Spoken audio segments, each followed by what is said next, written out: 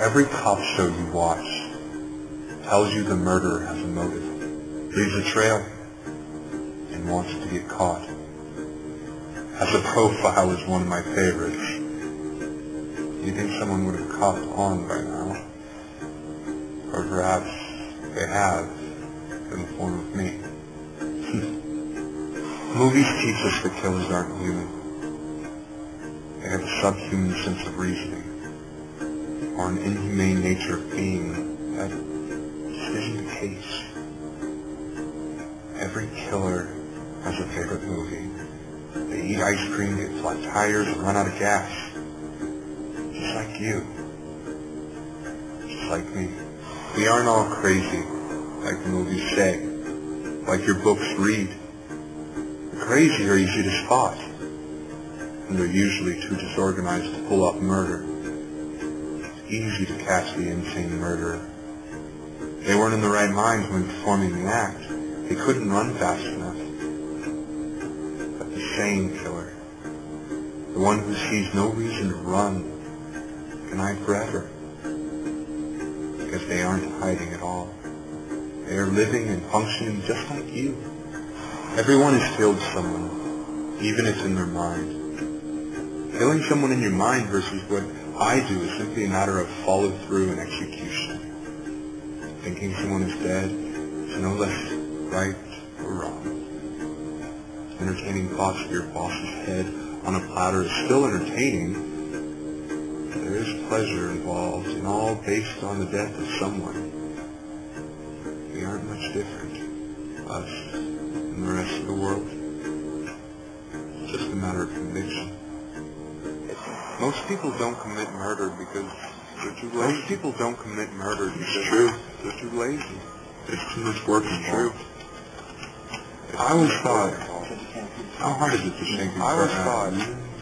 How hard is it to shake and cry? How hard is it to shake a guy in a crowd during Mardi Gras? How hard is it to shake a guy in a crowd during Mardi Gras? How hard is it to shake a guy in a crowd? Yeah. Most people commit murder. Most people don't commit murder because they're too lazy. Don't commit murder. It's true. Because they're too lazy. There's too much work involved. I've always thought, how hard is it to shake a guy in a crowd? I've always thought, how hard is it to shake a guy in a crowd? It's like taking candy from a baby. It's like taking candy from a baby. Sometimes I sit on your patio and smoke. I get to see how the people around you operate. I know the guy up on the third floor will leave every night at 11:15 for work, late. I know that the other guy on the third floor has a pizza delivered every Thursday, and he never tips the driver. I know that the guy on the second floor is gay and has a crush on you. And you, unlike other straight men, find it flattering. I know the woman downstairs next to you is lonely and crying for attention from anyone. I know you can either give her that attention temporarily, or I can take away her loneliness for good, or she decides to take it away from herself. Sometimes, if you sit still enough, it's as if you aren't even there. It is amazing the shit you can collect from people unaware. I mean, not knowing someone is there leaves that door to lives open for thieves like me to enter and pillage. And we do, too. I mean, we steal people's secrets, perversions, habits, lies, heartbreak, transgressions, and lives. You begin to know the person the more you watch. You begin to see things that their closest friends don't even know. Like, this person drinks his beer on ice. That person makes every effort to avoid a certain person. The person being avoided has no clue. But you do. And simply by watching. I used to want to be a writer. Just never had anything to tell. Nothing that anyone would want to read. I heard in the movie once that you aren't really a writer until your shit is read. You must be a heck of a writer. Bestseller at the age of 12. Pretty amazing. That's why I picked you. People read your shit regardless of its content, and it's a hit. I always like the fact that when you get writer's block, it heightens the follower's anticipation of your next great creation. You sit there in front of your computer screen, watching the cursor blink. Nothing comes. Nothing until now. This is my gift to you, Mr. Shakespeare. People would be afraid to be so bold as to send a story like this to a writer, for many reasons. What if he turns me in? And if he doesn't, why should he get all the credit for this great composition that is my life's work?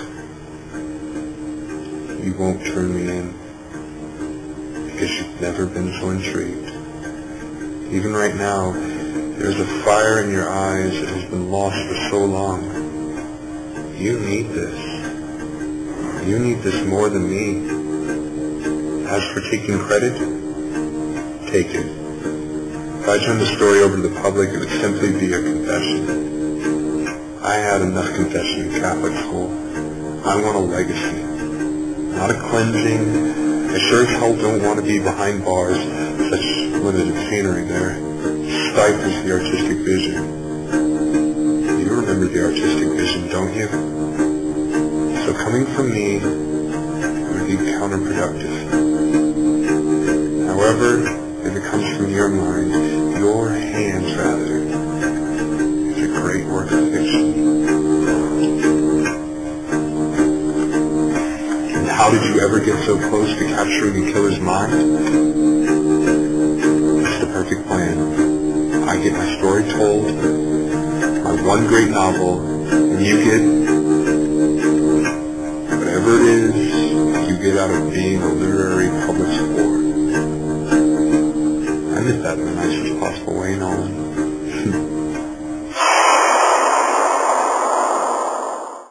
People thrive innately on two things. The first, of course, being sex. Sex is instinctual. We must preserve the species. The great Almighty really fucked us on that one, didn't he? He designed it to where we must have sex in order to survive, and then he made it so fucking pleasurable that some people feel like they must have it in order to survive. That's why we have rape and molestation. Someone feels they must taste that child or take that coworker in order to survive the next moment. Puts them on an even keel until they crave their next fix, of course. It's a vicious cycle, all in the name of what started out as presence.